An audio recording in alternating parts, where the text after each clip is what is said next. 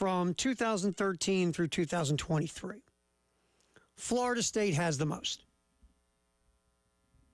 31 of those games. Now, that's the most in the ACC. Clemson second with 28. So do more people watch in the ACC, just in the conference, or the teams in the conference, do more people watch Florida State games than anybody else? Sure, in theory.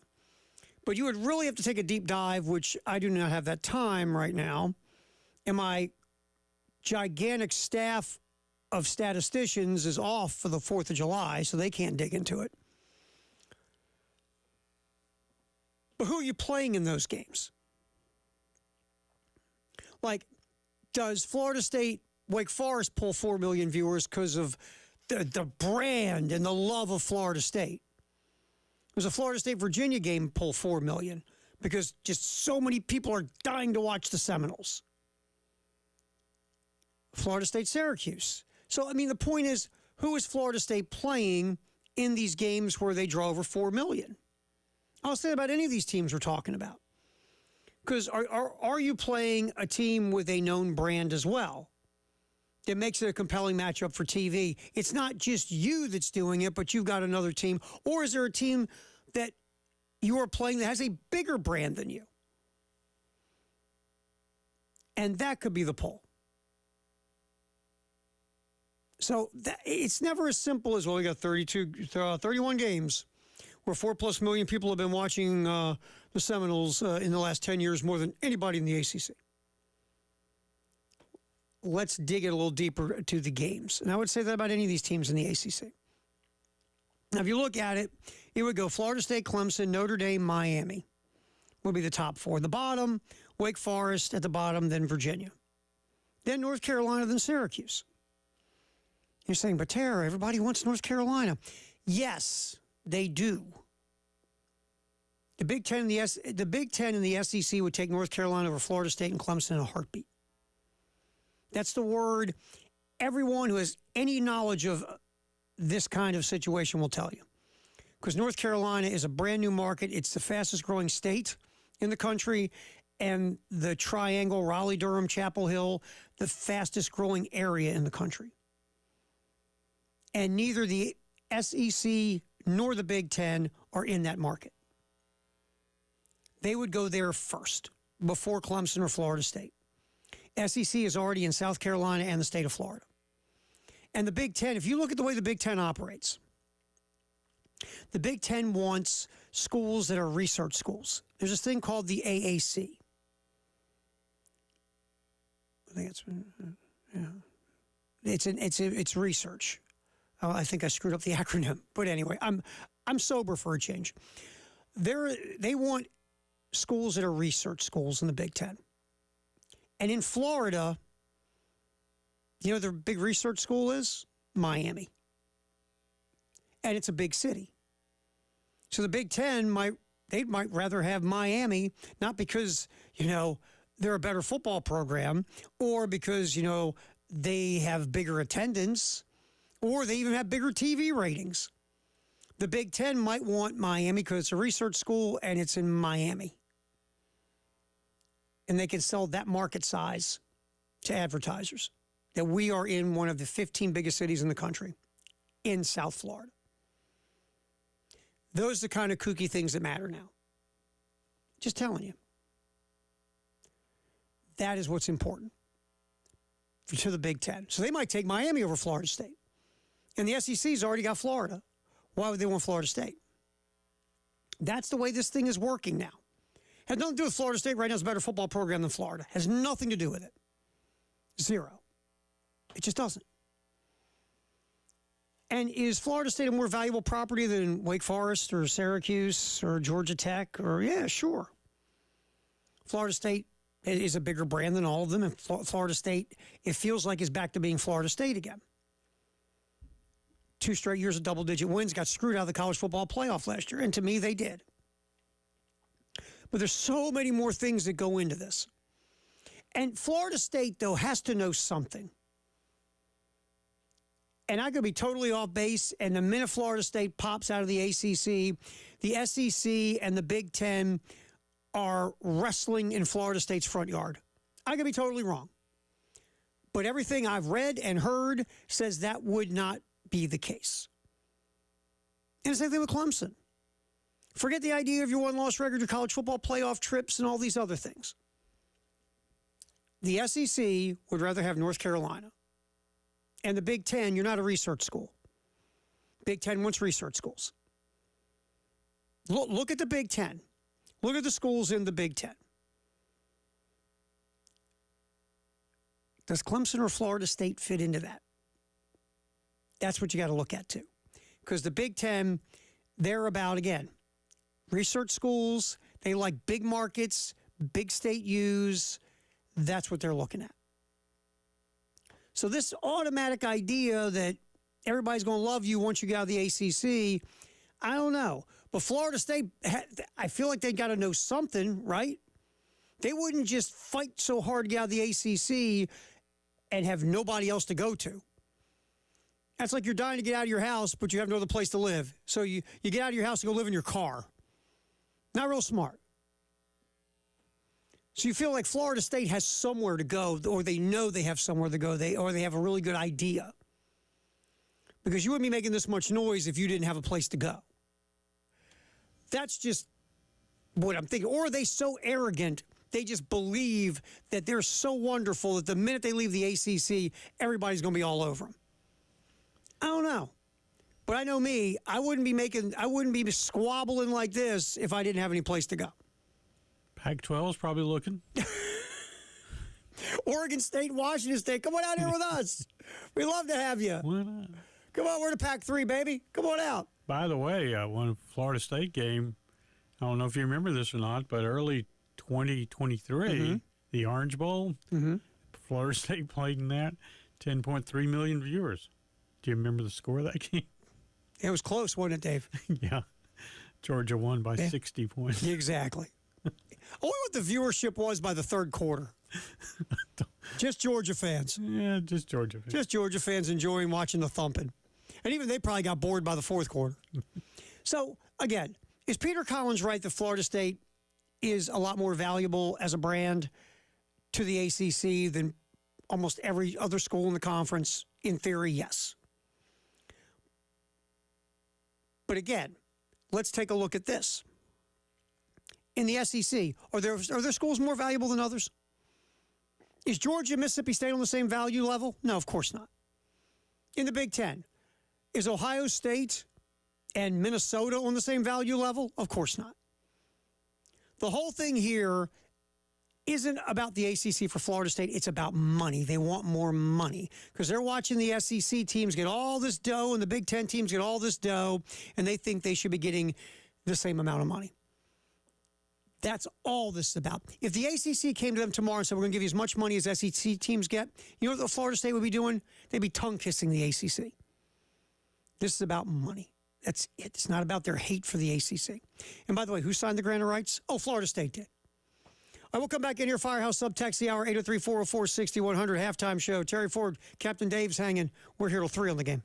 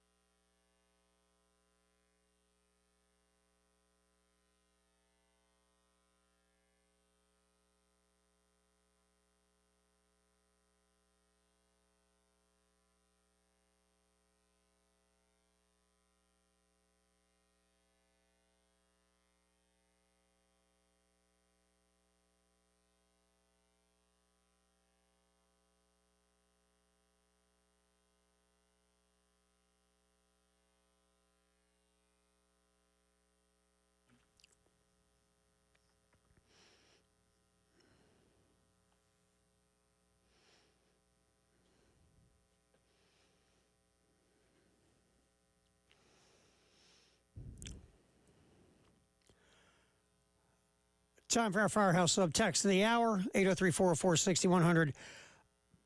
I love this text because this is what I've been saying. Florida State trying to be the new Texas in the Big 12 and bringing Clemson along as Oklahoma. Looking at this thing from everything that you hear and you see and you read, I think the landing spot for a Florida State and maybe a Clemson before it's all said and done could be the Big 12. I mean, Florida State, I always look at schools like Florida State and Clemson and some others. You are nationally relevant as long as you're winning big. I just believe that. And if you're winning big and you're going to the college football playoff, you're competing for championships or whatever the case, you are nationally relevant. If you are 6-6 or 7-5, you're not nationally relevant. That's not a knock. That's just, there's very few brands that survive one-loss record like Texas does. Texas has been a joke up until last year for years. It's ever since Colt McCoy got hurt in the national championship game against Alabama. And Colt McCoy's, 70 years old now. I mean, Texas has been a punchline, but they're a national brand. Brian Kelly got Notre Dame back to being as good on the field as their brand is nationwide. But besides the Brian Kelly era, there's been nothing that Notre Dame has consistently done on the field to match their national brand recognition. Hell, they have their own network. Still do. But they're a national brand no matter what their one-loss record is. They just are. Ohio State's one. Michigan. All right, Jim Harbaugh got Michigan to heights they hadn't been to in a long time, right? Since the late 90s, they shared a national championship. But people still know Michigan football. Ohio State, too. They're big brands despite one-loss record. Ohio State's never bad, by the way. They had that one Luke Fickell year when Jim Tressel got fired over that ridiculous tattoo gate, and Ohio State was, 7-6 that year? Oh, that's unacceptable. See you, Fickell. Let's get Urban Meyer in here. Let's get back to, winning national championships. But places like Oklahoma, Ohio State, even though they're good almost all the time for 50 years, if not longer. So they're known despite one-loss record. I think there are some programs, though, if they're winning big, they're nationally relevant. And some are just big brands. I think Florida State and Clemson, if they went to the Big 12, be the biggest brand in the Big 12 easy. No offense to the teams coming in or the teams that are there. But right now, the Big 12 has a brand problem. They got a lot of good programs and solid programs and pretty good programs, but they don't have a Texas and Oklahoma in brand recognition. They just don't. So if you move Florida State and Clemson to the Big 12, which I think would love to have them because they become the new big brands, and they absolutely be hugging and loving on both of those programs. And that might be the landing spot for Florida State and Clemson because it might not be the SEC or the Big Ten. So, very interesting text. I've been saying that. It hit me, I guess a couple months ago when we were talking about this. It's like, that might be the perfect marriage of convenience. Because, the Big 12 isn't making more TV money than the ACC right now, but they will. Because, again, the ACC is locked in the grant of rights till the end of time.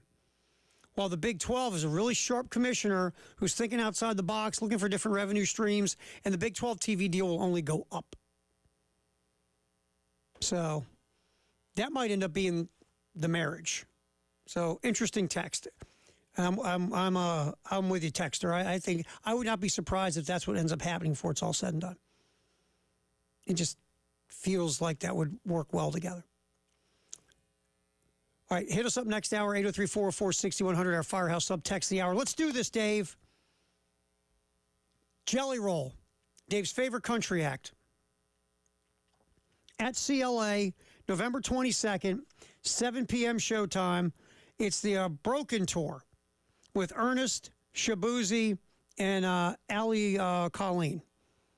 Caller number 5 snags a pair of tickets to go see the concert. We'll have 3 pair of tickets to give away between now and 6 o'clock. So caller number 4 gets a pair of tickets to go see Jelly Roll at CLA. You said 5. Huh? You said 5 first. Did I say 5? You said 5, then you said 4. Let's go 45. Caller 5. Thanks, Dave. Caller 5. I gotta go to the men's. I gotta go to the men's clinic. Wow, this memory. Caller 5. Jelly Roll tickets. Give us a ring right now. 803-404-6100. Jelly Roll CLA on November 22nd. Your chance to go check all that out. We'll have 2 more pair that we'll give away between now and 6 o'clock as well. So give us a ring right now, caller number 5. We will come back. It's football in the 1 o'clock hour, sponsored by Atlantic Windows and Doors. In case you missed it, we talked to David Hall from the Virginian Pilot yesterday, getting a little preview of Old Dominion football. We'll fire up a couple cuts in the next segment. Get to know a little bit about the enemy that'll be showing up at Williams-Brice at the end of August. That's coming up. Halftime show.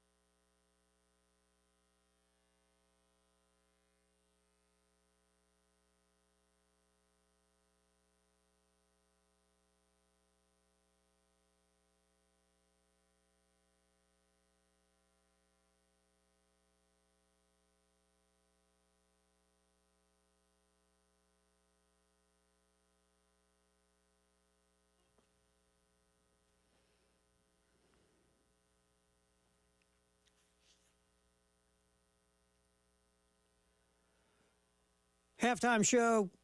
Terry Ford, glad you could be hanging out as we cook this baby till 3 o'clock on the game. Then Elijah and Mike Uva from Gamecock Central will be jumping in here to take you till 6. We'll have 2 more pair of Jelly Roll tickets for November 22nd for the CLA. The Broken Tour. You got to take Dave, though. Did you try to hook up with the person who won, Dave? Did you work on that? Only if you're like a woman with lots of money, good health benefits. That's what we were kidding about the other day. Dave, you're at that part of life where it's time to look. The first thing you say to someone you meet about possible dating is you just go, just got 2 words, 3 words, your net worth. No. And go from there. Yep. Dave, you've been with women for love, for the physical attraction, for the personality. Now it's time to go for the bags. Personality, not so big. Well, that was hit and miss. But now it's time to go for the money. Go for the money, Dave. Oh, yeah. Or I will settle for, good health benefits. As long as I can that's get on true. the The way you've been going, good health benefits does matter, Dave. Yes, absolutely. So if your net worth is 7 figures, you have good health benefits, Dave's available. Yeah. You'd be quite the catch. Come on. Oh, yeah. Absolutely. Quite the catch. Quite the catch. All right. So football in the 1 o'clock hour, sponsored by Atlantic Windows and Doors here on the game. All right, David Hall from the Virginian Pilot hopped on with us yesterday on the show, and what was it, 2:15 yesterday. Talked about Old Dominion football, kind of looking at the team moving into 2024. Let's not sugarcoat this. Old Dominion doesn't look to be very good. I mean, I'm not saying Phil Steele is the end-all, be-all, and everything he says is religion. But Phil Steele runs these 9 different computer simulations on teams. None of Phil Steele's computer simulations came back as Old Dominion being a bowl team. None. 0 for 9, sort of like the NCAA at the Supreme Court. So this is not looked at as a very good football team. Can things change? Sure. They weren't looked at as a very good football team last year, and they found a way to win their last 3 games to go to 6-6 and then go play in a bowl game and then blew a gigantic lead to Western Kentucky. I will start off with David Hall talking about the Old Dominion Monarchs, and we'll go with Cut 4, Dave, about rebuilding the roster. Yeah, absolutely. That and secondary. They lost the entire secondary, but the defensive coordinator feels really good about the guys they brought in through the portal. He likes their depth. He likes their speed on the back end very much. They got a kid from Richmond who had, I think, 67 tackles last year. So there's optimism. The offensive line, I mean, quite frankly, they gave up 62 sacks last season. So what'd they lose? I think there's nowhere to go but up. They have a returning quarterback, a kid named Grant Wilson, who transferred from Fordham, along with the offensive coordinator. They both said independently that it's a coincidence that they both ended up here, but Grant's got a season under his belt. They had, I think, if this is not correct, it's close. I think they had 9 consecutive years with a different starter at quarterback. Wow. So it was unusual, to say the least, for them to trot Grant Wilson out after the spring game as the starter. I mean, that's a big deal here. So he has experience. He's rather mobile. I mean, I wouldn't, he's not Michael Vick, but he passed for 2,100 and some yards last year, 17 touchdowns, 8 picks. He rushed for 289, which means he actually rushed for, 700 and then lost the rest of it via sack. So that's in there. The line just did a very good job of protecting him, but I think he has a better knack now for when the pocket collapses. He knows when to take off. So, yeah, their offensive line was a mess last year. Gave up 62 sacks. Grant Wilson, if you look at the numbers, you go, completed 57% of his passes. that's nothing special. But to be fair, and we saw this here last year with how many problems that the Gamecocks had with their O-line, it's tough to do a whole lot in the passing game if you're running for your life.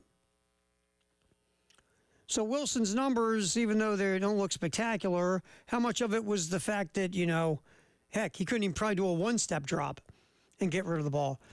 Completed 57% of his passes, 17 TDs, 8 picks. So it's hard to gauge how good, unless you watched every Old Dominion game, it's hard to gauge really Grant Wilson, because how much of that was the pressure? Don't know. Now they're bringing a bunch of new guys on that O-line to see if they can make it better with 62 sacks. I mean, if you're Carolina, you're like, oh, yeah. Get Kyle Kennard and Dylan Stewart coming off the ball against that O-line. But we'll see, because, again, a lot of new faces on the offensive line for Old Dominion in 2024. And, again, that offensive line was putrid last year. They didn't run the ball great. They ran it better than they run block better than they pass protected, but the offensive line just had a lot of trouble. All right, and let's see. David Hall from the Virginia Pilot also talked about, now they have some guys coming back at receiver. Kelby Williams, Jalen Butler at tight end, Isaiah Page also a wide receiver. Those three guys are back. Here is David Hall talking about the receiving weapons for Old Dominion. Oh, for sure. I mean, the guy throws a great deep ball, first of all, and got people who can run down there and catch it.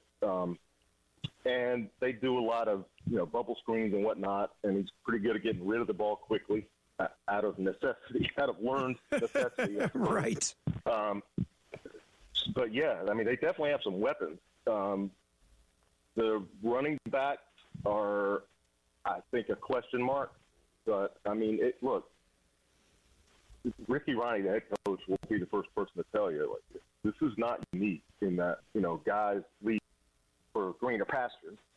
Sometimes it works out, sometimes it doesn't. They had a kid a receiver leave for Virginia Tech 2 years ago, got a bunch of NIL money, and played about 3 plays and was lost to the season. So I suppose he cashed his check and watched a lot of football. Right. But my point is, Ricky would tell you that it's that way everywhere. I mean, this is not unique to Old Dominion that people would enter the portal, and it's not unique to Old Dominion that people would come from the portal. I mean, the portal gives and takes away as everybody's learning. And, the landscape's just different now. As one basketball coach told me, it's the Wild West. I mean, it's every man for himself at this point. And it's, that way in I would imagine every college sport now. Yeah, I mean, the running back room, Kadarius Callaway, who was their leading rusher last year, he transferred to Cal because he's always wanted to play in the ACC.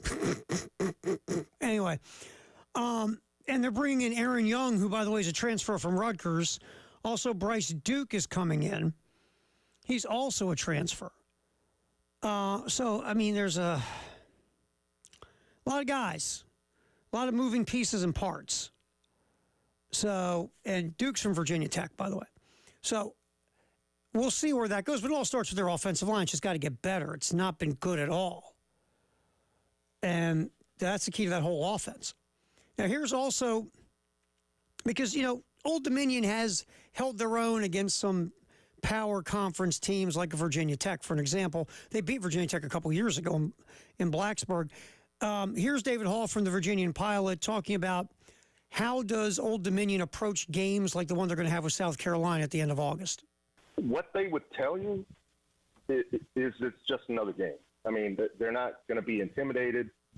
Like you said, they've beaten Virginia Tech twice within the last 4 years or so. Frankly, the first time it was a huge deal. Like the stadium imploded, basically. But then the second time it was like, oh, okay, well, we've done it again. People celebrated, but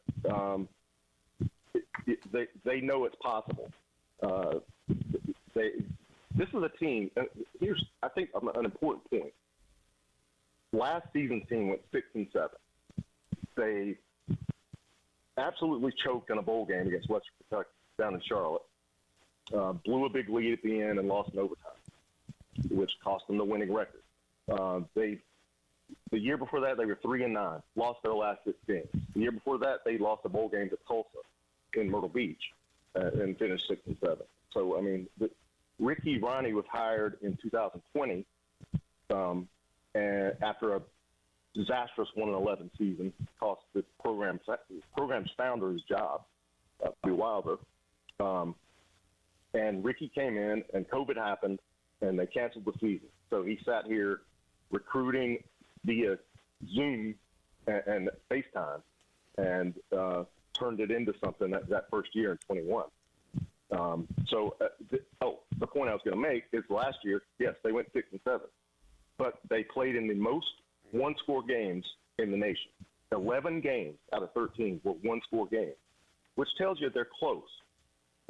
No team ever had played in more one-score games in a season since Division I was founded in 1978. That's how rare it is. So they're close. They're competitive.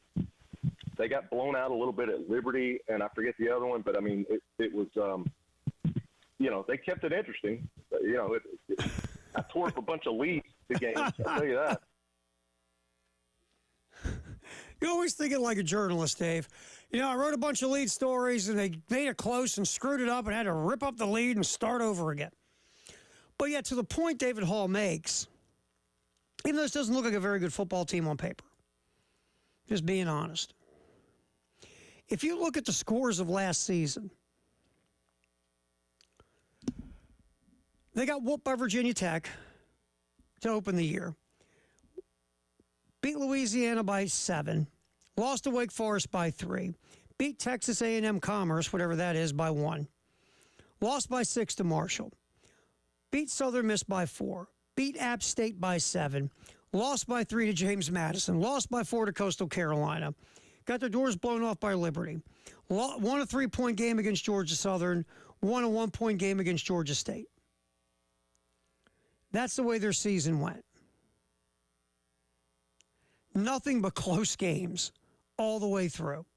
All except 2 games last year were one-score games. They were in everything. Now this year, again, it doesn't look good on paper. How good's their offensive line going to be? How good's their secondary going to be? They got a tackling machine coming back. It's a guy, but he's come back from injury. Jason Henderson might be their best guy on defense, the middle linebacker.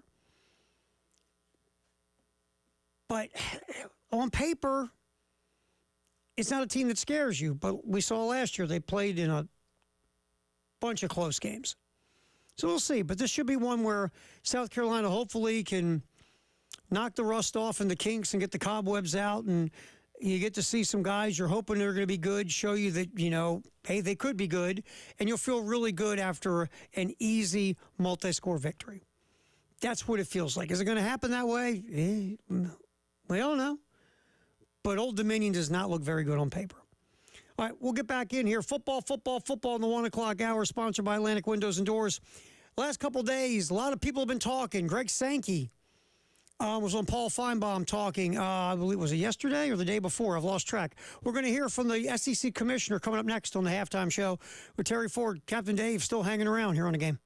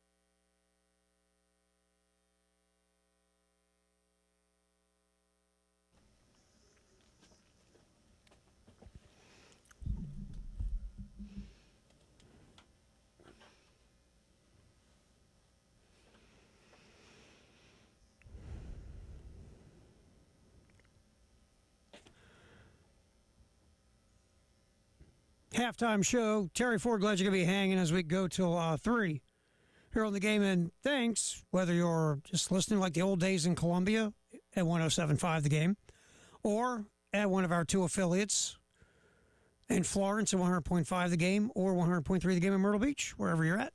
Thanks a lot. Or maybe you're listening with the 107.5 The Game app, iTunes, Google Play. You just download that sucker from the Play Store, or again on iTunes if you have an iPhone. Or maybe you were watching us on the Game TV, at the Game TV Radio on YouTube. Yeah, you're saying like, Terry, you moved. Hey, how you doing? Yeah, we're over here now.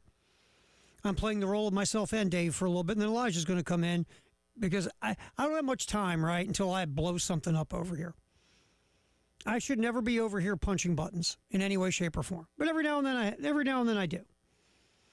And I'm going to do it here for about 45 minutes, and hopefully I can get through it without having the radio station end up in a fiery inferno blaze. All right, so football in the 1 o'clock hour, sponsored by Atlantic Windows and Doors. A lot of Oklahoma-Texas talk this week as the 2 programs were officially brought into the SEC. Greg Sankey was on with Paul Feinbaum, the SEC commissioner, and we got 3 cuts here we're going to play from Commissioner Sankey. First, talking about as you bring in teams in your league, you want to make sure they fit the culture of the SEC. I'll get that baby fired up here now. It does, and it goes back to an athletic director's conversation. Scott Strickland at Florida, I think we were talking generally about potential new members years ago, and he said you need to apply the "it just means more" test. So on a campus and in an athletic department in a university, does what they do as an athletic program meet that kind of expectation that we have? Yeah. And obviously they do, and I had been told a number of people on Friday when I toured this footprint, I think we've exceeded that number. It's interesting to travel the country, and I hear from fans of the University of Texas, University of Oklahoma about their excitement, but I was on an airplane in Syracuse, New York 2 weeks ago with a Gator fan and a Georgia fan saying that they're excited about the future because they both play Texas this year. So I think it's the reflection of meeting that excitement test. I mean, yeah, I agree with that, right? You want the SEC's best league in America, duh. We know that. They don't have to bring in anyone else. The SEC does not have to expand ever again. There's no reason to if they don't want to. Look at where they're at. You just added in the 2 biggest brands from the Big 12. You're good. You don't have to bring in anybody, like we talked about last hour. If you're going to pick one program that both the Big Ten and the ACC want for a multitude of reasons, not even high on the list is their 1-loss record, is North Carolina. Because of, again, it's a growing market. Raleigh, Durham, Chapel Hill, the Triangle is the biggest growing market in the country. North Carolina is the fastest growing state in America by population. We always compare it to, you have a chain of restaurants. Do you want to put another restaurant where you already have a restaurant, or you want to put the restaurant where you don't have one yet in a new market? North Carolina is a new market to put your restaurant in. But the SEC doesn't have to do it. They're like, we could. We don't have to.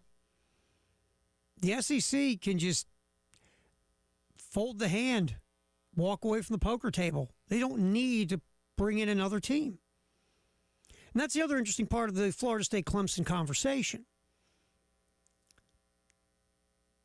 SEC doesn't have to do it. Really, neither does the Big Ten. They got Big Ten, last time I checked, has 744 teams.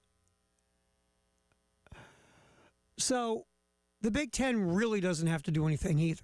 That's why I swing back to the Big 12. The Big 12 needs to do something. That's why I think they'd be a perfect landing spot for Florida State and Clemson. You're saying, but Tara, Big 12's not going to be paying the money that the SEC and the Big Ten are. That's true. But I think the Big 12 in a matter of time will pass the ACC in the money they give out per team. Because, again, the ACC is locked in this grant of rights till the end of time. While the Big 12 can continue to negotiate contracts with more and more money. And one thing I will agree with Peter Collins, the chair of the Board of Trustees for Florida State. You take out Florida State, and if you do take out Clemson, ACC is not as valuable. Yeah, they added in Cal and Stanford from, the Bay Area, which is obviously one of the biggest population bases in America. SMU comes in from Dallas, yeah. But losing Florida State and Clemson would, I think, hurt a bit to the value of the ACC TV-wise. So I like what Greg Sankey said. You want to get these teams that fit the culture of what the SEC is. And look, I've lived all over the country, one step ahead of the DEA. That whole "it just means more" is true in the Southeastern Conference. It just is. And you want teams to fit that. All right, here's Commissioner Sankey talking about being a 16-team league. He talked about that with Paul Feinbaum. It's been a lot of work, and we've had to stay grounded in who we are. The expectation was we're growing to 16, but we need to operate a league of 14 members. We obviously have a lot happening around us. We've talked ad nauseum about legal issues or state legislative issues or congressional issues. So we've had to operate, and then we've had to prepare.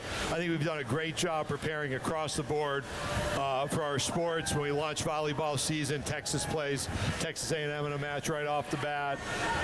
You look at our 8-team decision, but the strength of what's happening. There's an F1 car here featuring the Georgia-Texas game in October. Only place on planet Earth where there'll be a college football game at the highest level and an F1 race happening.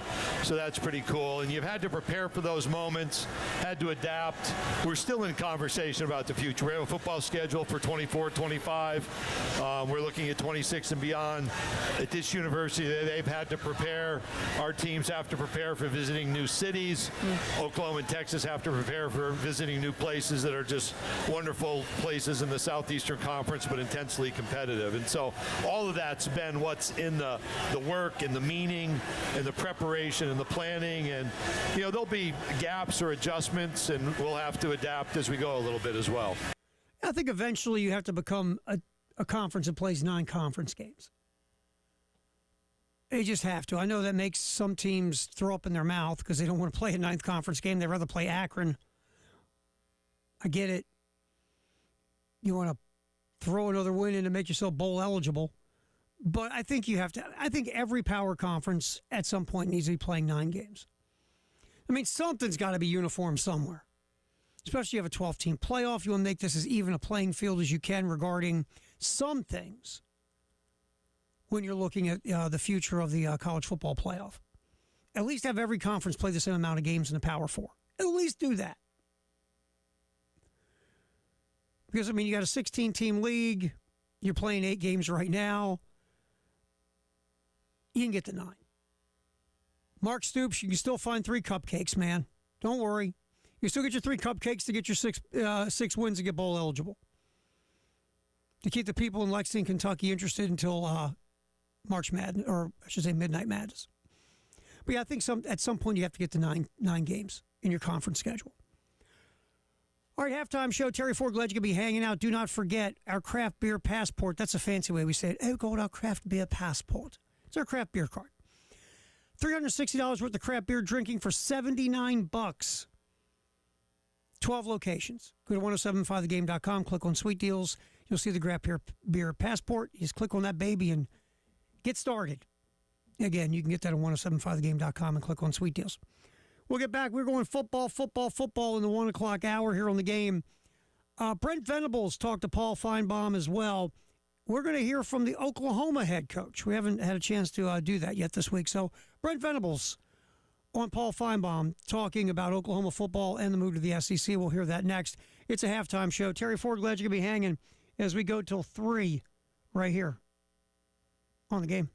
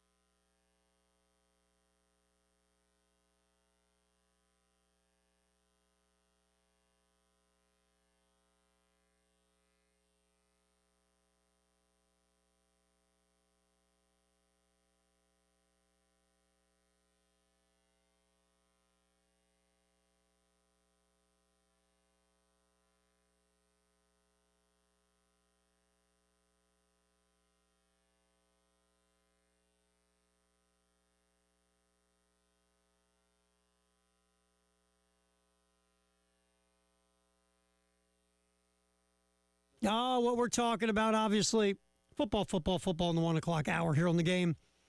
Sponsored by Atlantic Windows and Doors. Terry Ford, the halftime show. We're going till 3. Then Elijah and Mike Yuva today in for Jay Phillips on the postgame show. Don't forget, SEC Media Days is coming. It's on the way. From Dallas, we'll be doing reports from 6 a.m. to noon, and then we're going to roll the halftime show and the postgame show live from Radio Row in Dallas. So we'll be there covering everything. We'll have our exclusive with Shane, like always, and we'll be talking to a ton of different people that cover the SEC and are part of the SEC in some way, shape, or form. And it'll be a good time, like always. SEC Media Days coming up in a matter of just about, I think it's July 15th to 18th. We'll be in Dallas. So, all right, football in the 1 o'clock hour. Like I said, sponsored by Atlantic Windows and Doors.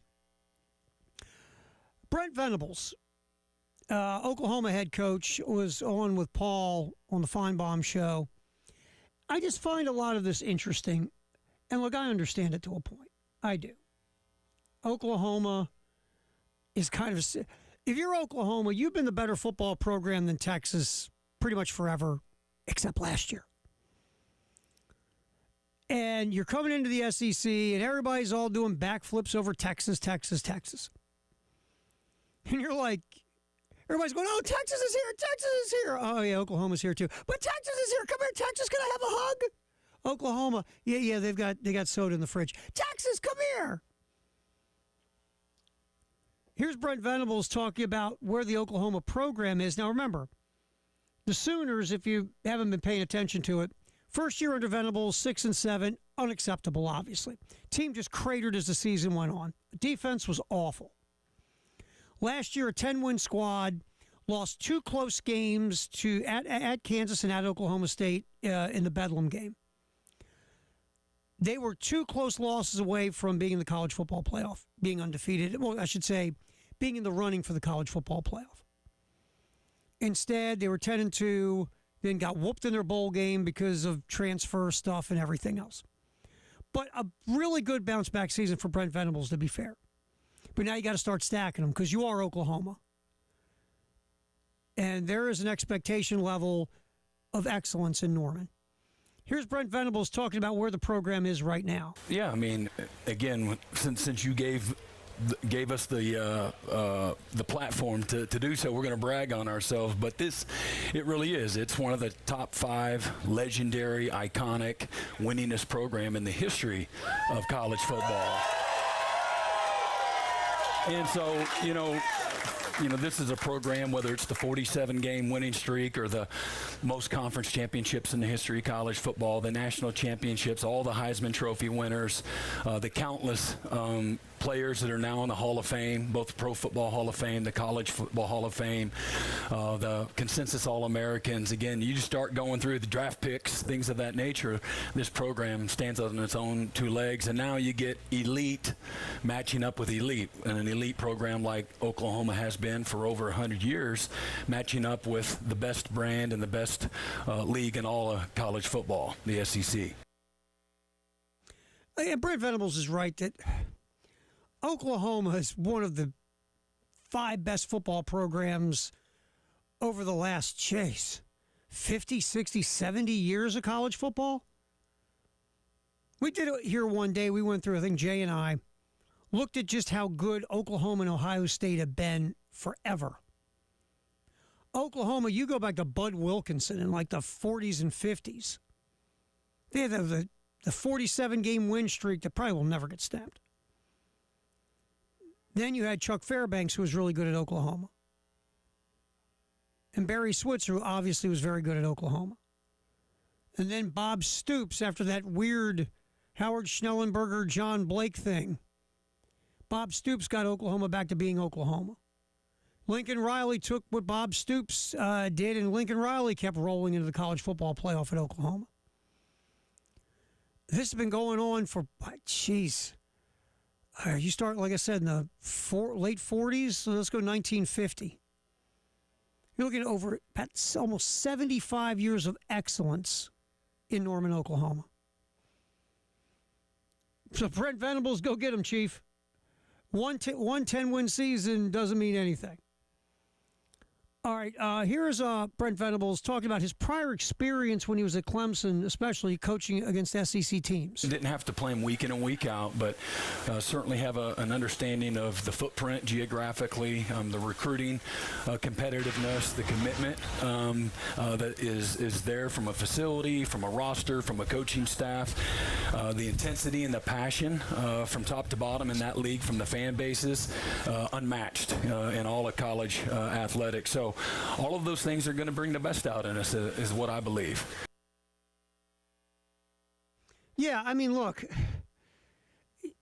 Venables is right. You play an SEC team in a bowl game or in a college football playoff game or in a non-conference and you get a one-off. That's not the deal. The deal is week in and week out in the best conference in America.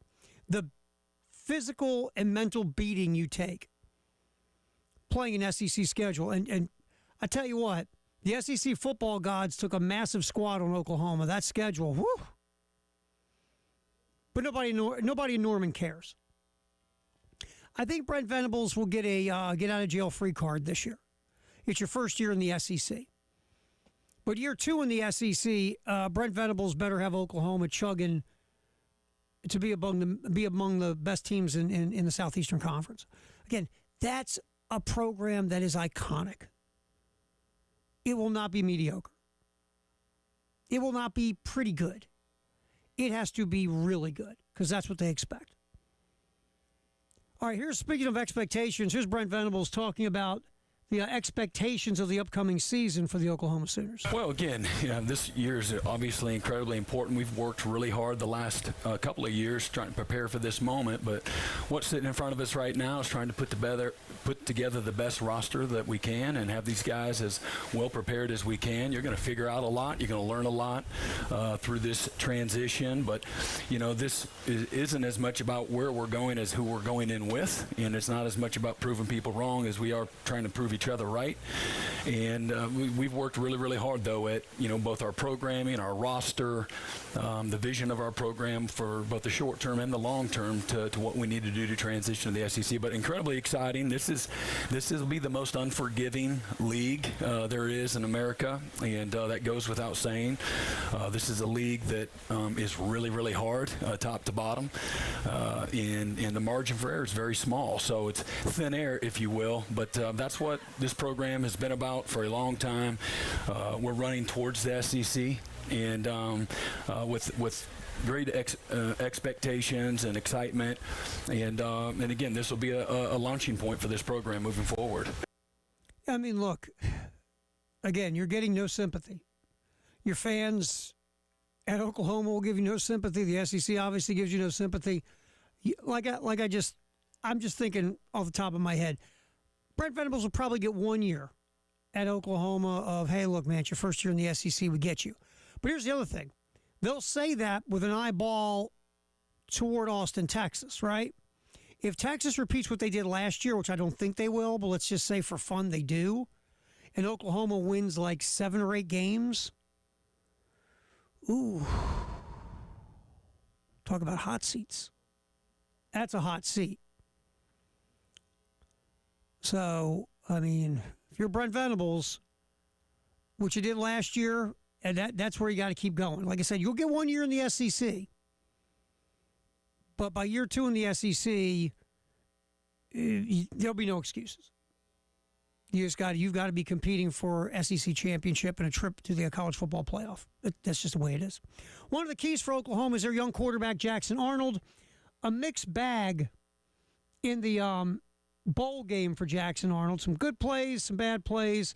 Here's Brent Venables talking about his young starter. Yeah, I love, again, where we're at. We've got tremendous experience coming back at the skill position. Certainly, Jackson, this will be his first full season. Jackson is as talented of a player as there is in college football. He's a winner. He's won his whole life. Smart guy, great instincts. He's got a tremendous skill set. He's got great toughness to him. He can run it. He can throw it. And again, this is a game of development. And so wherever he ended the season, we had a lot of opportunities to win that game. Wherever he ended the season last year in his first collegiate start, he'll be on another planet. And my expectation is wherever we start at the beginning of the year, he'll develop and get better. He's tough. He's got a great self-awareness to him. He's got all the traits that allow you to kind of have to go through it, both the good and the bad. And he responds to adversity, and just a tremendous leader. The players play hard for him. Edge, all those things Brent Venables just said, Brent Venables better hope he's right about Jackson Arnold. Again, very highly rated recruit coming out of high school. Again, you saw some good and some bad in the bowl game. And now it's time for Jackson Arnold to take the reins. And you've had a lot of success at quarterback at Oklahoma. Also, you have a new offensive coordinator. Yes, a guy who's got a ton of experience, but still a new offensive coordinator. Jeff Lebby is now the head coach at Mississippi State.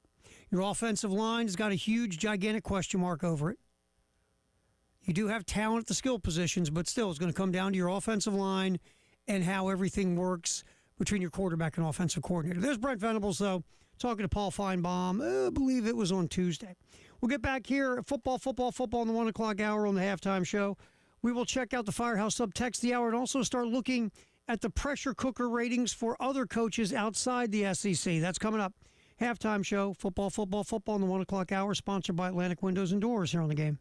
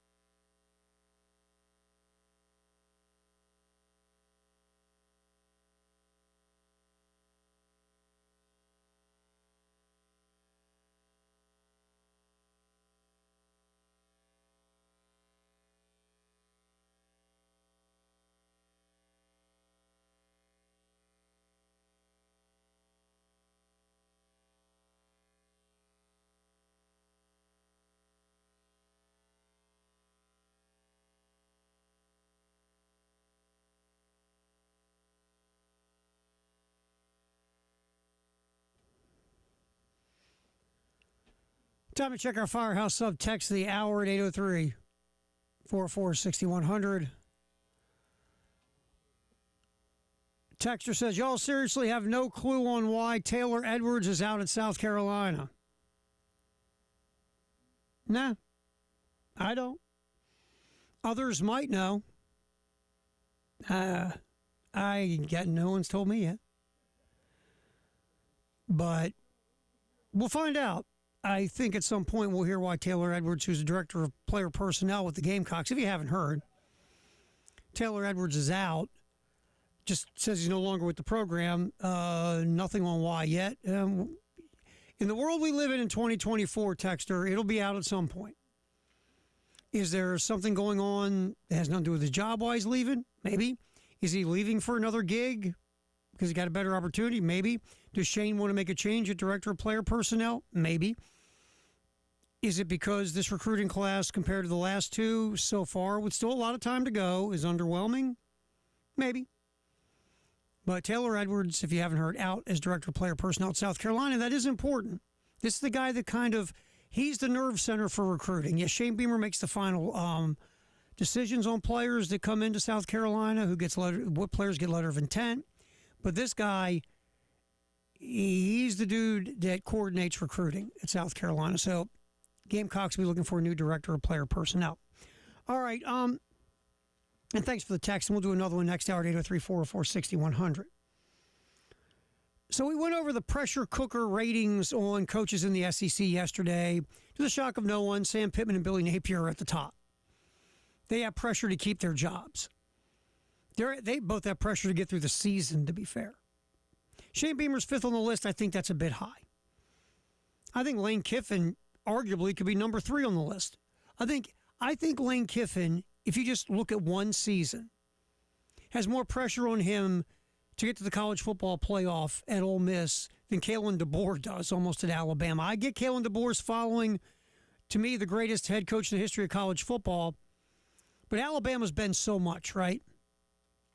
Kalen DeBoer would probably get a mulligan on year 1, but he better sure get to the college football playoff in year 2. Everything has been set up for Lane Kiffin.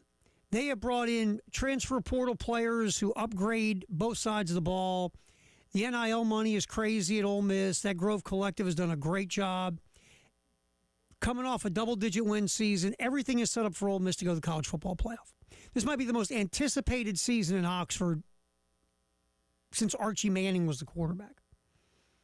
All right, that's the SEC. If you look at the Big 12, we'll start there today. The guy with maybe the most pressure on him in America outside of Sam Pittman and Billy Napier, Dave Aranda at Baylor. Remember Aranda, that was his second year? Went 12-2 and Baylor won the Big 12. Remember that big stop at the end of the game against Oklahoma State? Well, Aranda's only had that one winning season. And now you're going into year 5. And the record is like 11-23 for Aranda outside of that one season. Dave Aranda's got to win at Baylor. He was set up really nice at Baylor. And it's not happening. As the programs become more of Dave Aranda's, the worse it's gotten. Dave Aranda's got to win this year, or Baylor will be looking for a new head coach. This one's interesting. Kalani Sitake at BYU. He's an alum. He played at BYU. I don't know if I put him this high on the list of pressure, but Sitake's got to have a good season. They kind of went downhill. They had back-to-back double-digit win seasons at BYU. One year, I believe, 11-1, was top 15 in the country. Last 2 years, they had 8 wins 2 years ago. Last year, a losing record their first year in the Big 12. They're projected to be below 500 again this year. If Sitake has a losing record again this year at BYU, there could be trouble in 2025, being an alum or not. Another one to me, this was a head-scratching hire when it happened, Scott Satterfield. Scott Satterfield was good as a group of 5 coach. Went to Louisville. Had, one winning season? A lot of people in Louisville were not happy with Satterfield. He bolted before he was going to get fired. For some reason, Cincinnati thought this would be the perfect guy to bring in to follow Fickle. I didn't understand it. There was nothing on that resume that said he could keep Cincinnati anywhere near the level that they were. Remember, they went to the college football playoff. I didn't like the hire in the first place, and now guess what? Scotty's on a hot seat. Just quick on a hot seat. And I do think if you have another bad season, because this guy doesn't have a lot in the bank. There's not a lot of past success to make you think that once this guy gets the program going in year 3 or 4, I always say give these guys 3 years. We'll see what Scott Satterfield can say. Then there's Dion. I don't know how much of a hot seat Dion's on or how much pressure. But, hey, there's a lot of mouth flapping that goes on in Boulder coming from that program. At some point, your mouth's got to cash the checks that, or you got to cash the checks your mouth's writing. So that's some of the stuff going on in the Big 12. We'll continue that conversation on the backside. What's trending at 2 coming up on the game?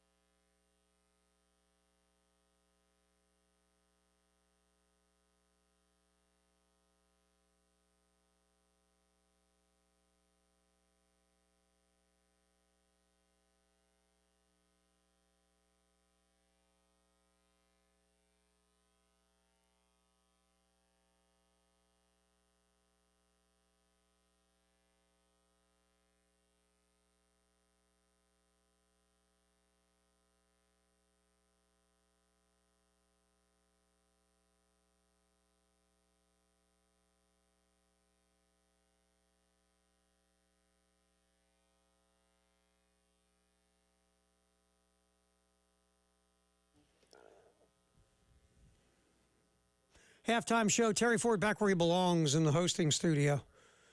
45 minutes of me running the controls and steering the ship is 45 minutes more than anybody needs. We survived that. Elijah, our buddy Elijah Campbell, jumping in a little early to just keep us on the air, and then Elijah will take over. Mike Uva today, right, sir? That's right. Mike Uva's going to come in, hang out with me, talk some Gamecock football for a few hours. It's going to be fun. And so we've had Uva and Gillespie. Do we really need Jay to come back? We really don't. No, we have a Mike and Mike rotation. You just give Jay a call and say, hey, how does one more week of vacation sound? Hey, we've got our own Mike and Mike. That's right. Elijah, Mike, and Mike. This is a Columbia, South Carolina version of a Mike and Mike renaissance. There we go. On the radio. So, Jay, you can hang an extra week at the beach. You're good. Now, our buddy Jay Phillips will be back on Monday.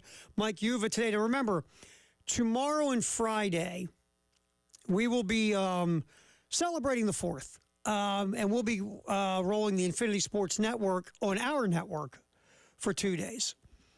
And then we'll be cooking back on Monday. And I think Tyler said it earlier today. After these 2 days, and no one's feeling sorry for us. I mean, it's not like we're not tarring roofs or anything. But we'll be cooking till Thanksgiving. Because we work Labor Day. The reason why we're taking the 5th, in case anyone cares. The 3.5 people who care. Because we work Labor Day. Labor Day is a company holiday, but not for us because that's Monday football, man. We're in. So we're talking football Monday, Labor Day. So in exchange for working Labor Day, we flip it over and take July 5th, so we have the 4th and the 5th. That's why we're doing it. So they're the 3.5 people who care got their answer. But we will be Infinity Sports Network tomorrow on the 4th and the 5th, and then we get back rolling on Monday. Jay will be back. I think Bill will be out still in the early game, so it'll be Tyler. It'll be Preston, Tyler, and Ed Bird filling in for Jen, who will also be out. And I think besides that, we're rolling full staff. So that's what's going on here at the game. All right, what's trending at 2, sponsored by Gamecock Traditions and Traditions Fine Jewelry. Taylor Edwards, the director of player personnel for the South Carolina football program, has left the program, no longer with the program, according to various sources, including Gamecock Central. No reason has come out why. Usually, when this happens, and it just feels like, I'll just say this, I don't know. I'm just spitballing here, because that's what we do for a living. We fill air. This came out of nowhere. That I know of. There was no rumor that they were looking for a new director of player personnel, or Edwards was rumored to be leaving for another job, or didn't hear anything that Shane was unhappy with where recruiting was going. This has just kind of happened. We'll find out, hopefully, why it happened. But it just happened. This is an important job. This has become like the epicenter of recruiting for the director of player personnel. I mean, the coach, again, he has the last say on who you offer LOIs to and all that other stuff. But the director of player personnel is handling the recruiting stuff, dealing with roster management, a lot of stuff that a front office guy in the NFL will be doing. Whether it's a GM, director of player personnel, director of player operations, whatever you want to give the title. That's where this is morphing because it's such a big gig thanks to NIL and the transfer portal. You need this guy now. Very difficult for your coach to handle this. Matter of fact, impossible. Because remember, he's Cruton. So, Taylor Edwards, all we know is he is no longer with the South Carolina football program. And hopefully we'll all hear the reason why at some point. Good news on the baseball front. Former Ohio State infielder Henry Kazmar will be now a Gamecock. Kazmar, really good season last year in Columbus. Hit .332. His OPS was 953. Also hit 7 homers. Second team, all Big Ten. Really good get for South Carolina for the baseball program. Defensively, did have 12 errors at short. Again, got to figure out what that was about. And does he stay at short or move somewhere around the diamond? Paul Maneri was interviewed, and I forget where he's been interviewed by so many people. I think it was with Gamecock Central. He had talked about, look, our goal is to get the best ball players we can. We'll figure out where to play them. I'm not going to turn down a high level, I don't want to make up something. I'm not going to turn down let's say I've already got a center fielder. I'm not going to turn down another center fielder who could help us be a better team because I've already got a center fielder. I'll just get this guy and move somebody to a corner outfield spot. Or I'll take a third baseman and I bring him in. If we already got a good third baseman, but we can bring a guy in that can help us offensively, we'll move that third baseman somewhere else. So Kazmar could stick it short or move somewhere else. Now, shortstop was an issue this past year, let's be honest. Will Tippett really good defensively, but until he stopped switch hitting, it was pretty much an automatic out. He was Terry Ford in Little League. So Tippett got better when he gave up the switch hitting, to be fair. But I think if I'm Paul Maneri, shortstop's wide open competition. You got a young guy on your roster that played some. You've got Tippett. Now you're bringing in Kazmar. And again, if Kazmar is going to hit the way he did at Ohio State, you'll find a spot for that bat in your lineup if it's not shortstop. But a really good pickup by South Carolina. Now, the Gamecocks did lose a pitcher to the portal. Connor McCreary, Gamecock right-handers, entered the portal. McCreary in 2 seasons, 23 appearances, all out of the pen. ERA of 4.5 and 25 2/3 innings, 27 strikeouts, but 19 walks. That was McCreary's issue, was consistent control and command. Yes, McCreary'd strike you out, but he also walk you. And the last time McCreary took the hill for South Carolina was in that June 1st regional game against NC State. So McCreary in the transfer portal, but Henry Kazmar, shortstop from Ohio State, is coming to South Carolina, which, again, a very nice get by the Gamecocks. One other South Carolina note we talked about in the opening riff of the show, Lamont Paris has added Will Bailey to the staff. Bailey, a lifelong assistant. He was here before under Frank Martin for a little bit. Lamont Paris has known Bailey for a while. They never coached together. I believe Bailey, and Elijah, you can help me if I screw it up. Bailey, I believe, was at Loyola of Chicago. That was his last stop. Yeah, right. He was there last year. Right. And he came in under Porter Mosier and was there after Mosier left, and that 14-year-old took the gig. Yeah, Drew Valentine? Yeah, he was the youngest. His brother played at Michigan State. That's right. He's only like a year or two older than me. I was going to say, he was the youngest Division I head coach when he was hired. I want to, yeah. I believe. And still is. At the time. I think he still is, yeah. I don't think there have been any other 30-year-olds hired. He rides his bike to work. He doesn't have a driver's license. He can't legally drink, but he's the head coach at Loyola Chicago. He has a little razor scooter. Doesn't he have to shave yet? So anyway, that's where Will Bailey came from. And we talked about this in the opening riff of the show. I thought it was very interesting, the 4 things that Lamont Paris cares about with assistant coaches. Hard worker, obviously. Player development, obviously. Familiarity with Lamont Paris. A lot of coaches like to hire dudes they know or they know of. But the 4th one I thought was interesting, loyalty. And I believe that's something Elijah and I did talk about when it comes to Lamont Paris. Lamont Paris got to see that close up with Bo Ryan at Wisconsin.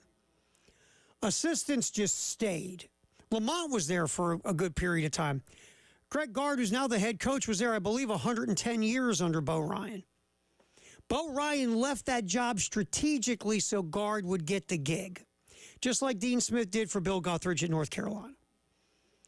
So loyalty matters to Lamont because he's seen how important loyalty is to a coaching staff close up being on Bo Ryan's staff. So I just thought him saying loyalty out loud, because you think, oh, that's duh, you want everybody to be loyal to you. But obviously it matters a lot because you wouldn't put it in your pyramid of your John Wooden personal pyramid, you wouldn't put loyalty in it if it didn't matter a ton. It also tells you something about Lamont Paris, the dude, right? It just does. So Will Bailey will be the assistant for Lamont starting this upcoming season at South Carolina. And of course, Lamont talking to the media, his midsummer press conference. We played a bunch of that for you yesterday. We might maybe get a cut or two in our next segment as well. I mean, a lot of stuff going on in the world of sports. We will come back. What's trending at 2, sponsored by Gamecock Traditions and Traditions Fine Jewelry. The 55th pick in the NBA draft was introduced to the media. This thing is so entertaining to me. I love the dysfunction. I love the nepotism. It's so much fun. And the best part is nobody wants to tell the truth. That's my favorite part of all of it. We'll play you a Bronny James cut. And then I think, Elijah, it was you and I and our account executive, Jeff Haley. We were just riffing in my office. Okay, as you are listening today, think about you're 19 years old and you're moving on to the professional level of your life. And you're going to do it working with your dad. Run that one through your skull. We'll talk about that one coming back. What's trending at 2, sponsored by Gamecock Traditions and Traditions Fine Jewelry here on The Game.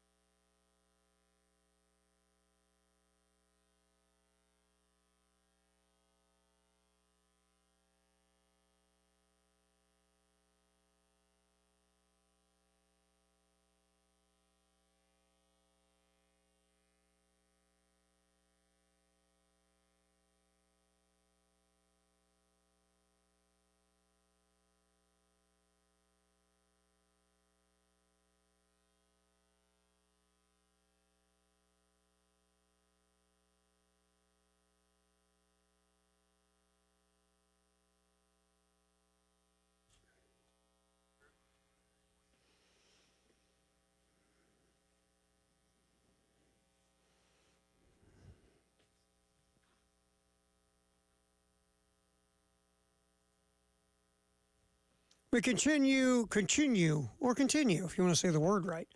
Rolling What's Trending at 2, sponsored by Gamecock Traditions and Traditions Fine Jewelry. Gamecock Traditions, the official merch provider for Garnet Trust. I mean, you go to Gamecock Traditions, buy some Gamecock gear. A portion of that will go toward the Garnet Trust. All right. So, yesterday, can't do this with a straight face. Elijah, get ready for our cut from the great Bronny James. Bronny James, along with Dalton Connect, introduced to the media in L.A. Obviously, Dalton Connect sitting around going, I'm the first-round pick here, and no one cared. Dalton Connect could be the steal of the first round, taking it 17 by the Lakers. Dalton Connect scored more points per game and a half than Bronny James scored a game at Southern Cal. Dalton Connect right now is so much better a basketball player than Bronny James. It's not even a conversation. And Dalton Connect was sitting at the kids' table yesterday at the press conference for Bronny James because, well, Bronny James won the genetic lottery. And look, I'm going to say this. We're going to hear a cut from Bronny James. As much as I am entertained by the absurdity of all this, because I am highly entertained by it, I want the Lakers to draft LeBron's other kid, LeBron's niece, LeBron's Nana, LeBron's pawpaw. I love every second of this. I'm so bleeping entertained by the dysfunction of a once great franchise. But I'm going to say this about Bronny James. To his credit, at least to the media, he has handled this about as well as you can handle it. To his credit. He's answered questions, in just a very mature way for a guy his age to handle this. And I don't want to get lost as we have fun with this and we laugh about how dumb this is and ridiculous. And the most ridiculous part is how the Lakers and the NBA world and ESPN try to present this like Bronny James would be drafted 55th by anybody, which he wouldn't have. He wouldn't have been drafted 155th. He wouldn't have been the 55th player taken from the Southern Cal team if his last name wasn't James. Not to say he's not a good look. You could be a good basketball player, just not be an NBA level guy. Right now, that's not Bronny James isn't an NBA level player. Maybe one day he will be. I don't know, but right now he didn't deserve the 55th pick in the draft. He just didn't. And I love how everybody's trying to sell us the fertilizer.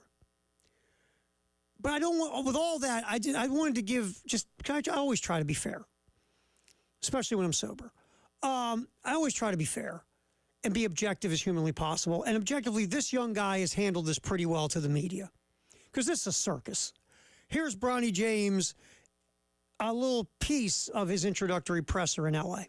For me, I always try to put that narrative of me trying to get my name out for myself.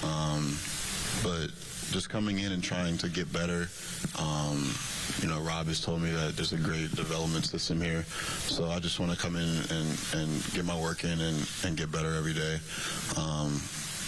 But I never really had a thought of, me going to play with my dad, but that's always, there to, take part of. But that wasn't the main focus of mine to do. Great development system in L.A. Poor kid's getting lied to. Great development system. Yeah. Rob Pelinka has put in a developmental system in place that just rivals most of the academies in Europe.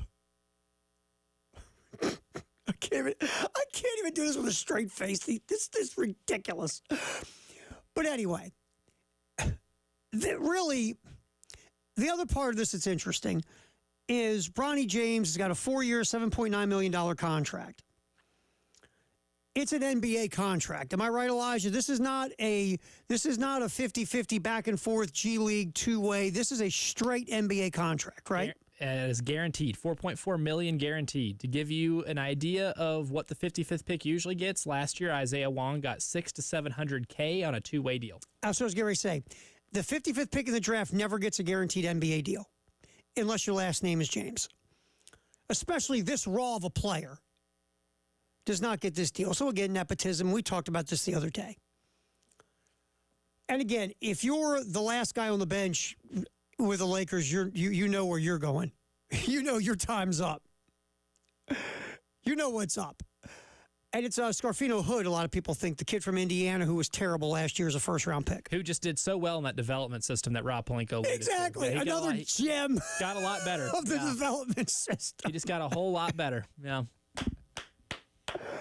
So anyway, that's the deal. Bronny James, guaranteed contract, 2-year. It's not a 50-50 two-way deal with the G League. Bronny James is on the roster to hang out with his dad for 82 games. And to be fair to Bronny James again, because I really believe he's victim or pawn isn't the right word here, because you're not. You just got a guaranteed contract to be in the NBA, and you're LeBron James's kid.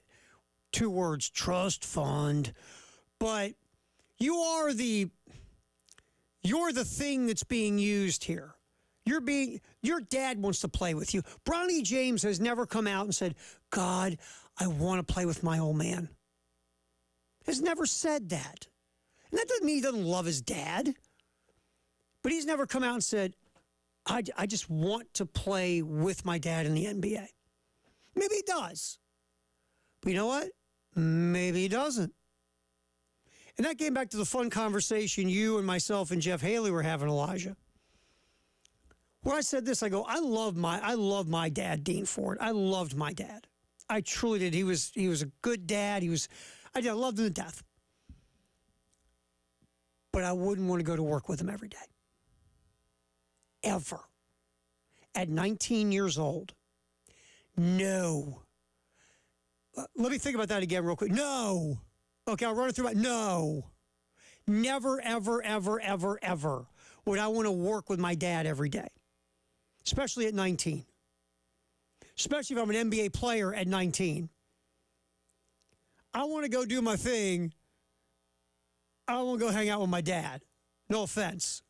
Even if my dad's doing cool stuff, and maybe this just might be me, and you tell me, Elijah, because again, your dad's been here to visit. Seems like a good dude. You and your dad have a really good relationship. Would you want to go work with your dad every day? Absolutely not. No. Right. We would drive each other crazy. Yes. I guarantee we would. And ready, look, even if you're adults, and at 19 you are looked at for the most part as an adult, there are certain things you will do around other adult men you don't want to do around your dad. Or say around other adults. Or hearing them say. Yeah. Like, that's a whole, again, this might be different with Bronny and LeBron. Maybe, every now and then you do meet father-sons, mother-daughters who are also besties. It happens. And they've broken that wall, and they're okay with saying anything to each other. There are things I say to dudes that I would never have that conversation with my dad. My dad told me once about his experiences as a young man with women. I threw up off the deck of the house. You'll never unhear that. Didn't want to go down that road. Didn't need to hear that ever in my life. It's like me telling my 17-year-old, let me tell you something, bud. When I was your age, there was this girl. He would throw up in his mouth. I could see your eyes get sink into the back of your head a little bit, just recalling that memory of your dad telling you things that you're just never going to unhear. No, it was awful. Just like I don't think my dad wants to hear my stuff, right? Hey, Dad, let me tell you about last weekend. No. And there's certain conversations and certain words and certain terms. Just, for me, I don't want to talk about that around my dad. And my dad didn't want to hear it from me.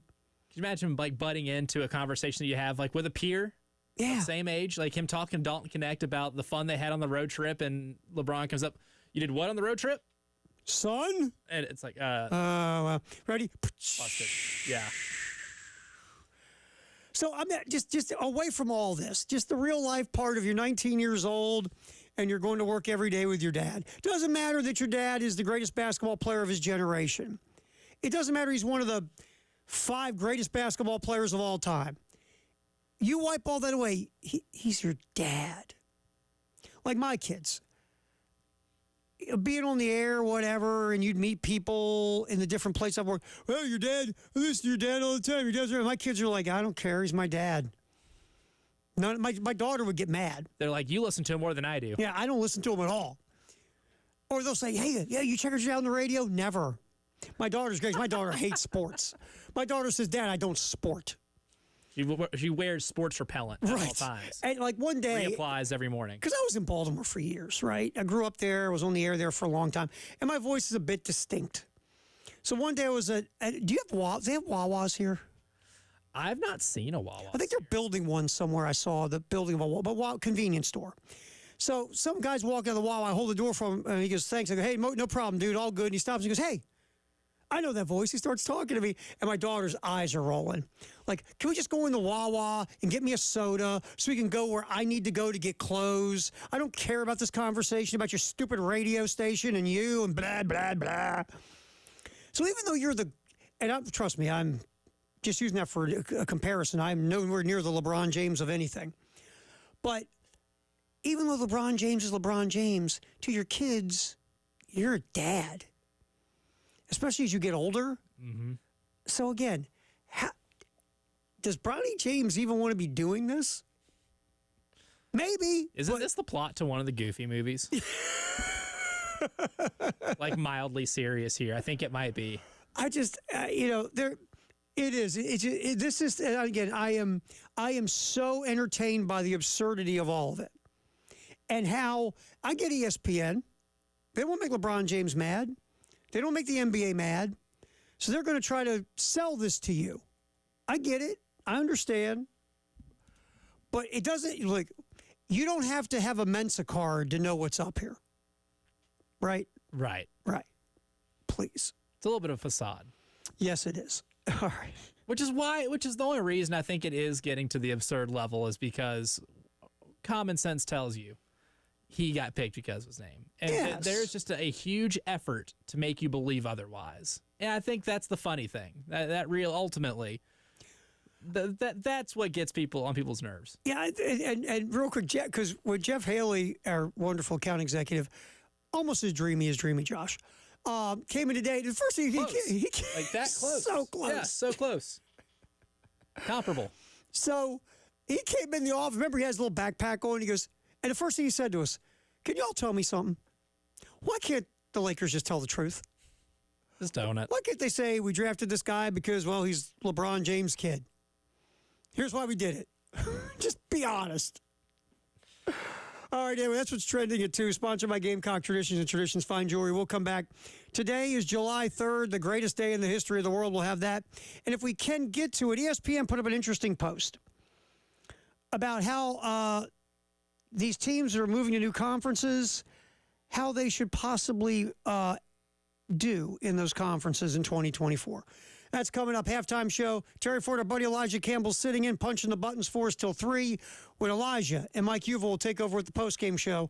We'll be rolling till 3. We'll have another pair of Jelly Roll tickets.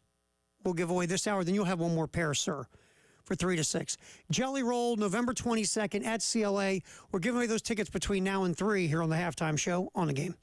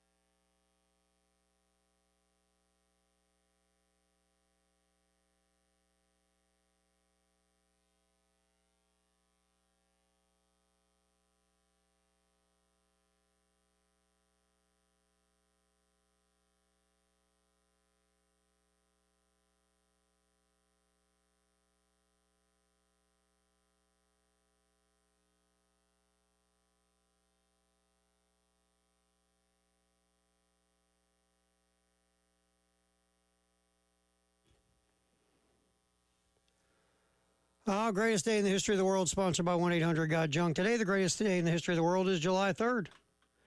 Interesting, the July 4th greatest day in the history of the world, which we will not be doing because we will not be here. Something happened that day?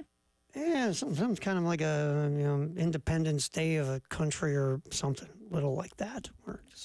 Heard it was a popular autograph session. Yeah, a lot of the big wigs, but the heavyweights were there. Quite signing. literally, some large wigs were signing some autographs. Isn't it funny, like the world? You look at those dudes wearing all those wigs. It's like the hair club for men blew up there or something. It was like wigs and tights. They were rolling. We have that kind of party here today. It's all different. It might have a little bit different, I guess, a different attitude. Might be a little, it looked at a little different. But when you're really rich, though, you can wear what you want. Remember, that's very true. I'm not wealthy enough to wear those wigs and the tights. You see that Joe Burrow backless suit? Yeah. Yeah, you wear that in public. You wear that in my old neighborhood. Some attention you don't want. That's a trip in the ambulance, or like some of the stuff Russell Westbrook wears to games. Wear that in your hometown, just walking around. Yeah, the amount of bullying isn't worth. I've always said when you're rich, you're eccentric. When you're poor, you're crazy. There's a difference. And if I showed up here dressed up like Thomas Jefferson, people are just going to think I'm crazy. Exactly. Unless you're really rich, and they go, "That's that really rich guy. He's so eccentric. Isn't he? He's something. Look at him. He's a trendsetter." Wow. He just doesn't care what people think. I love the independence of him. Free spirit. Yes. All right, greatest day in the history of the world tomorrow. For a minute, this was interesting years ago when Serena and Venus Williams played in the Wimbledon finals. Serena beat Venus to win Wimbledon. When they played head-to-head in majors, remember there was always that thing of, well, their dad's telling them who's going to win this time. Remember that whole narrative of Richard Williams flips a coin and says, okay, Serena's turn. And their matches weren't, in the first few times they played, they weren't very compelling because it was almost like they didn't want to play each other because they were best buds, right? They didn't want to play each other. So it was a really weird dynamic, but Serena won on this day in history tomorrow. Speaking of Serena Williams, 2016 won her 300th career Grand Slam match. She did that at Center Court at Wimbledon. Baseball All-Star game in 2020, supposed to be in L.A., was canceled due to COVID. You know what? That was only 4 years ago. It feels like 400 years ago. That year was 400 years in one. Yes, it was, awful. Just, wow. For so many reasons. So many reasons. A couple other things. Greatest day in the history of the world. A lot of Wimbledon, by the way. A lot of Wimbledon. A lot of people won. John McEnroe won his fifth career slam. Maria Sharapova won her first career Grand Slam. Most guys didn't care. They just they liked watching Maria Sharapova play tennis. They didn't care if she was winning or losing. Roger Federer won his third straight Wimbledon. Detroit Red Wings NHL legend Steve Yzerman. Almost called him Yzerman. My God. Steve Yzerman officially retired. A phenomenal Hall of Fame career. And Yzerman is a phenomenal executive. He was part of building the Tampa Lightning. He's in Detroit rebuilding his Red Wings. They're getting better. Yzerman. They're getting better. I mean, a lot of great players don't translate well into coaching or front office or whatever. Yzerman's become a really shrewd front office guy. People don't realize he was there in the beginning in Tampa when they were building the Lightning to win 2 straight Stanley Cups and play for a third. So Steve Yzerman retired on this day. 1983, Calvin Smith sets a 100-meter world record at Colorado Springs, running 9.93 seconds. Broke the world record that was set in 1968. Calvin Smith. But again, Colorado Springs, altitude. Always got to keep in mind all that stuff. You ever been to Colorado? I haven't. My sister actually moved out there last year, and I've been meaning to go visit, but I have yet to actually go to the state. I only went once. I was half asleep. I don't remember much of it. I went to Boulder. I remember I went to a Starbucks, and they said, we don't have any coffee. The delivery truck broke down or something. They were like, I went in to get a coffee. We don't have any coffee. But you're a Starbucks. It's like if I walked into B.F. Goodrich or Firestone, they go, we don't have any tires. Or Dunkin' Donuts, we have no donuts. How can you not have coffee? You're a Starbucks. That's kind of your thing. Yeah, but that altitude, I can't. speak of it. I don't remember. I was there for about 3 hours in Boulder, Colorado. I'm going to start using that, though. I was half asleep. I want to use that when pictures of me emerge from Colorado. My eyes are red and low. I want to start doing that. I was just half asleep. We had a producer, probably age 27, in Baltimore. The last few years, he spent every one of his vacations in Boulder, Colorado, or Seattle, Washington. Interesting. Wonder why. Must be a big Broncos or Seahawks. Has to be. Just has to. All right, that's the greatest day in the history of the world, sponsored by 1-800-GOT-JUNK. This is a really cool post, ESPN.com. How these new teams should fare in their new conferences by the numbers. All right, they're using the SP Plus rankings from Billy Connolly. It's one of my favorite things to look at in college football is Billy Connolly's SP Plus rankings. According to SP Plus rankings, here are how these teams, the preseason rankings, how they will fare in their conferences. SEC, according to SP Plus rankings, Texas will be second at 12-2. Oklahoma will be ninth, according to this, in conference. I could see that. They will be ranked behind. The only team ranked ahead of Texas is Georgia. Ranked ahead of Oklahoma in the SEC by SP Plus, Alabama, Missouri, LSU, Ole Miss, Tennessee, A&M, Oklahoma. Those are the teams all ranked ahead of Oklahoma. A&M, Tennessee, Ole Miss, LSU, Missouri, Bama. Big Ten, Oregon second, behind Michigan. Washington fifth. UCLA seventh. UCLA and Southern Cal, both 8 and 5. They have UCLA 7th because their power ranking's a little higher than Southern Cal. UCLA 7th, Southern Cal 9th in the Big Ten, which is interesting that UCLA would right be there with Southern Cal. Because everybody thinks UCLA is a dumpster fire. The head coach left to be an offensive coordinator. The quarterback, the fancy 5-star quarterback, left to be a backup at Oregon.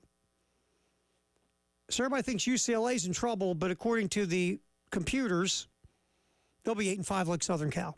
I say this all the time. Lincoln Riley was a hell of a head coach at Oklahoma. Did Lincoln Riley build that program? That would be a no. There's no evidence Lincoln Riley can build a program. We'll see. Big 12. The projection is Kansas State would win the conference. Arizona would finish second, according to SP Plus. Utah fourth. A lot of people think Utah could win the Big 12. Colorado. All right, you have fourth with Utah. Then you have TCU, Iowa State, West Virginia, Oklahoma State, Texas Tech, Central Florida, BYU, then Colorado 12th. Arizona State 16th. It's interesting because no one pays attention to Arizona State. They're one of those programs that should be a lot better than they really are all the time. But Ken Dillingham, at 33 years old, the head coach, remember, quarterback whisperer. Look what he did at Florida State. Look what he did at Oregon with Bo Nix. A quarterback whisperer is what old Kenny's known as. Gets a head coaching job at his alma mater. Last year was... Again, he's going to get a lot of leeway in Tempe because he's alum. He wanted the job. Everybody thinks he's a really, really big brain. Last year was... Herm left it a mess. Yeah, to be fair, it was a mess. I think you give Dillingham 3 or 4 years before you can even make a judgment. But Arizona State picked last. All right, the ACC, SMU picked third behind Florida State, Clemson. Miami's fourth in the SP+. A lot of folks like Miami. SMU third. Then, let's see, Miami fourth, Duke fifth, Louisville sixth, NC State seventh, North Carolina, Virginia Tech ninth, Georgia. Cal 11th. And there's 16 teams in the ACC, correct? Yes. Stanford 16th. Behind Cal. That's impressive. Cal Behind everyone. Cal does have some decent. Got a little something there. Jake Knott's a good running back. He's coming back. So, think about how good Stanford was under Harbaugh. And then David Shaw kept it going for a while. And now look at it. Toby Gerhart ain't walking through that door. Well, He's not. He'd probably start right now. He's what, He probably 35? start at quarterback right now. They just wildcat that thing all year. Wow. All right. So that's just a look at what the SP Plus analytic machine says about the new teams and the new conferences. We'll get back in here. Our Firehouse Sub text the hour at 803-404-6100 halftime show. Terry Ford, Elijah Campbell helping us out. To Elijah and Mike Yuva take over to roll the postgame show here on the game.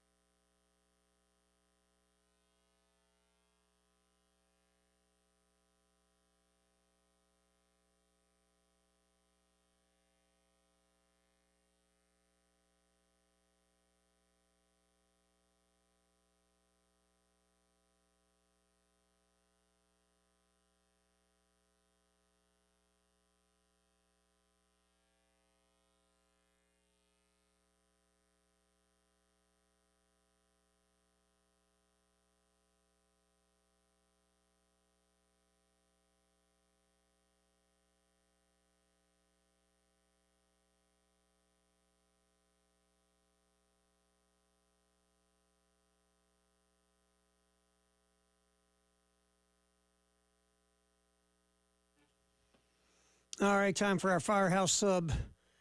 Text of the hour, 803-404-6100. Little text about they might become my new favorite team because of all the dysfunction and the entertainment, the Lakers. And I don't have a favorite NBA team. I just like watching the NBA.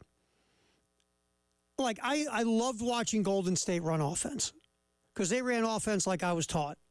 Obviously without that skill level, but I was taught move the ball, move without the ball, quick decisions, blah, blah, blah, blah, blah. And it's just beautiful basketball to watch. Like the Celtics this year. When they were moving the ball and moving without the ball, that was some pretty offense. I like watching pretty offense, I guess, is my I don't really have a favorite NBA team. But the Lakers are such a mess. They are such the great gif of the dumpster going down the lake with the ball of inferno coming out of it. Now being led by Captain LeBron James. Because he's the GM, he's the coach. Texter, the Lakers are once a great franchise. Look at them now. Sad, man. Yeah, it's sad. It's sad if you're a Lakers fan, and if you're that guy, we all have that friend. They're a Laker fan, they're a Duke fan, they're a Yankee fan, they're a Cowboy fan. We've all got that guy or that girl. But if you're a true Laker fan, I mean seriously a Laker fan, if you know that Jamal Wilkes played for the Lakers, like if you know that there was a guy named Gail Goodrich that played for the Lakers, Connie Hawkins, or you know about some of the iconic guys that truly played way back. If you were a Laker fan and a fan of the franchise, the lineage, the history, if I looked at you and said Elgin Baylor, you were one of the greatest players in the NBA nobody ever talks about anymore, I feel bad for you because your team is a punchline. It's dysfunctional. You got this weird voodoo guy named Kurt Rambis. He was in the draft room, by the way. Did you see the NBA draft? Did. Oh, yeah. They showed the Laker War Room. And Kurt Rambis, he has no title. He is that, what's that word that I never used? Spengali guy. I think if you punch Kevin McHale in the face, you get the free pass. I guess. To walk around in that building whenever you want. They say, and you've probably read these articles too, he's like got the ear of Jeannie Buss, like huge. And Rambis is very involved in the decision making with the Lakers. And we see how good that's going. You see how good it was in Minnesota when he did that, too. Yeah. He totally didn't take that franchise at all. Not at all. It's like that dude in Houston who had the ear of McNair. And they finally moved him along and got him out of there. It's like a voodoo thing. It's like, do you remember you saw Lord of the Rings, right? Yeah. The guy that had the king and that spell, and they finally broke the spell. Remember that? Rasputin type. Yeah, figure. it was that's what Kurt Rambis is doing to the Laker organization. That and LeBron James, because they're letting LeBron James do whatever the hell he wants. Hey, I want you to hire my friend as the head coach. We do a podcast. Okay. Hey, did you see this, though, real quick? Good move by J.J. Redick. He hired Nate McMillan and Scott Brooks as his assistants. I'm cool with that. I think, and look, as much as we're having fun with the Lakers and we're laughing hysterically at what they're doing, what J.J. Redick did there was smart. Get some adults in the room. 2 adults in the room, grizzled NBA head coaches who have had some level of success in the league who can tell J.J. Redick what's up. That's awareness by J.J. Redick. I will give him credit. That was a smart move. But anyway, thanks for the text, 803-404-6100, about the dysfunctional Los Angeles Lakers. All right, Jelly Roll tickets. Let's do another pair. Our guy Jelly Roll will be at the CLA on November 22nd. He calls it the Broken Tour. Jelly Roll will be there. Obviously, he's got some others in the lineup as well. Let's do caller number 7, Elijah. Caller number 7 at 803-404-6100. We'll get 2 tickets to go see Jelly Roll at CLA on November 22nd. So give us a call right now. Again, 803-404-6100. You will be kicking off to see Jelly Roll in concert if you are caller number 7. So give us a holler right now. Now, again, remember, we are off July 4th and 5th. Tomorrow and Friday, you'll be hearing Infinity Sports Radio here on The Game. as we take a couple days off, celebrate the holiday, and then get ready for what will be from July 8th until Thanksgiving. We'll just be rocking. So, like always, we appreciate you hanging out with us and listening to us and putting up with us. Elijah, our buddy Mike Eula from Gamecock Central coming in here next to roll you through the post-game show. Jay will be back on Monday, but Jay and Elijah coming up next to roll you through the afternoon with one more pair of tickets to go see Jelly Roll at CLA. They'll be giving those away between 3 and 6 as well. Elijah, David Dare, appreciate your help getting me through it. Thank you for hanging out with us. We'll talk to you on Monday.